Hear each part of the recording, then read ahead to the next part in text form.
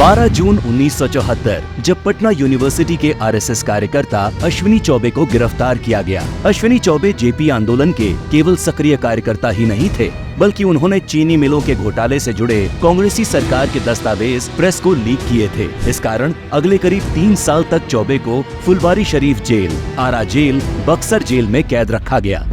इन जेलों में अश्विनी चौबे को इतना बुरी तरह पीटा गया कि वो करीब 11 महीने तक पटना मेडिकल कॉलेज में भर्ती रहे। उनकी दोनों किडनी में खराबी आ गई। गर्म तवे पर लेटाकर की गई पिटाई के निशान से सारा शरीर गंभीर रूप से जल गया। लेकिन ये अकेली अश्विनी चौबे की कहानी नहीं थी। ये आपातकाल में कांग्रेसी अत्याचारों की अनगिनत कहानियों में से मात्र एक कहानी थी। और इस घटना के ठीक 1 साल बाद 12 जून 1975 को राजनारायण बनाम इंदिरा नेहरू गांधी मामले में इलाहाबाद हाई कोर्ट ने इंदिरा गांधी को दोषी मानते हुए संसद से अयोग्य घोषित कर दिया और उनके किसी भी निर्वाचित पद पर रहने पर 6 साल के लिए प्रतिबंध लगा दिया। कोर्ट के आदेश के बाद अपनी कुर्सी छोड़ने की जगह इंदिरा गांधी ने इमरजेंसी लगाकर देश के लोकतंत्र का गला घोंटना ज्यादा बेहतर समझा और यहीं से कांग्रेस की घोषित तानाशाही यानी आपातकाल की शुरुआत हुई। इमरजेंसी इंदिरा सरकार का थोपा हुआ वो काला दौर था जब सच्चाई बताने वाली प्रेस का गला घोंटा गया, संविधान की रक्षा करने वाली न्यायपालिका के हाथ काट दिए गए, महंगाई के खिलाफ आवाज उठाने वाले छात्रों की आवाज कुचल दी गई, कुशासन का विरोध करने वाले समूचे विपक्ष को जेल में ठूंस दिया गया। और ये सब सिर्फ इसलिए चलता रहा ताकि इंदिरा गांधी के हाथ से सत्ता न जाए। इमरजेंसी के दौर में भारत की जेलों में होने वाली यातनाएं अंग्रेजी राज के काला पानी की याद दिला रही थी। इंदिरा गांधी का सबसे ज्यादा गुस्सा छात्रों पर फूटा, क्योंकि छात्रों के नवनिर्माण आंदोलन की वजह से ही गुजरात के कांग्रेसी सीएम चिमन भाई को इस्तीफा देना पड़ा था। वहीं बिहार छात्र संघर्ष समिति भी इंदिरा गांधी के लिए सरदर्द बनी हुई थी। इसीलिए आपातकाल के दौरान इंदिरा सरकार ने सबसे भीषण दमन छात्रों का ही किया। छात्र संगठनों को प्रतिबंधित करके छात्र नेताओं को जेल में ठूंस दिया गया, जहाँ उन्हें पुलिस या ज्यादतियों का शिकार होना पड़ा। तब के दिल्ली छात्र संघ अध्यक्ष और एबीवीपी के नेता 22 साल के अरुण जेटली जी को भी 19 महीनों तक तिहाड़ जेल में रखा गया, जहां उन्हें खाने के लिए मक्खियां तैरती पानीदार दाल और अधपकी रोटियां दी जाती थी। दिल्ली के जसवीर सिंह को उल्टा करके इस तरह पीटा गया कि चोट के प्रमाण न रहे।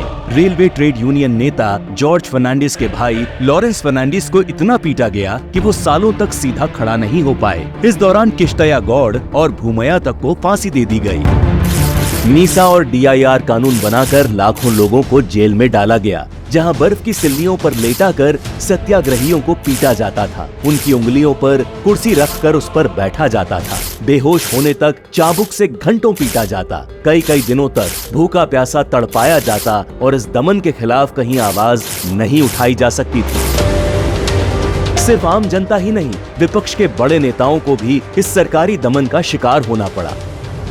25 जून 1975 को जयप्रकाश नारायण ने दिल्ली के रामलीला मैदान में करीब 1 लाख लोगों की जनसभा को संबोधित किया, जहां उन्होंने कांग्रेसी सरकार को चुनौती देते हुए सिंहासन खाली करो कि जनता आती है नारा लगाया।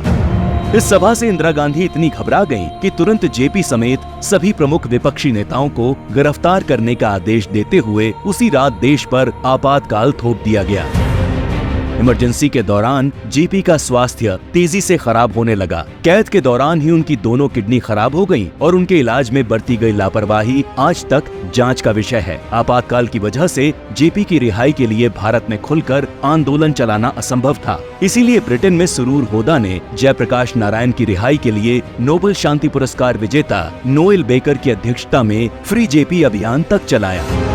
जेपी की तरह ही वाजपेयी जी को भी आपातकाल के दौरान खराब स्वास्थ्य की वजह से कई महीनों तक एम्स में भर्ती रहना पड़ा। आगे भी लंबे समय तक वाजपेयी जी को आपातकाल के दौरान उपजी स्वास्थ्य समस्याओं से जूझना पड़ा। इसके अलावा मोरारजी देसाई, चौधरी चरण सिंह, लाल कृष्ण अडवाणी, विजय राजे सिंधिया, मुलायम सिंह यादव, महारानी गायत्री देवी, राज नारायण, जेबी कृपलानी, जॉर्ज फर्नांडिस जैसे नेताओं को आपातकाल के दौरान जेल में बंद रखा गया।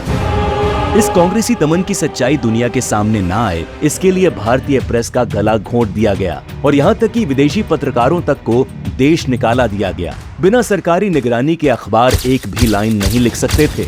अखबारों के असली संपादक पुलिस अधिकारी बने बैठे थे। आपातकाल के 19 महीनों में 327 पत्रकारों को जेल, 3801 अखबार जब्त, 290 के सरकारी विज्ञापन बंद, करीब 60 लाख लोगों की नसबंदी, करीब 5 से 7 लाख लोग हुए बेघर। आज चाहे कांग्रेस अपने इस कलंकित तानाशाही इतिहास को छुपाकर कितना भी लोकतांत्रिक फ्री स्पीच की बात करे, लेकिन भारत की 140 करोड़ की जनता इस कांग्रेसी दमन को न भूलेगी न माफ करेगी।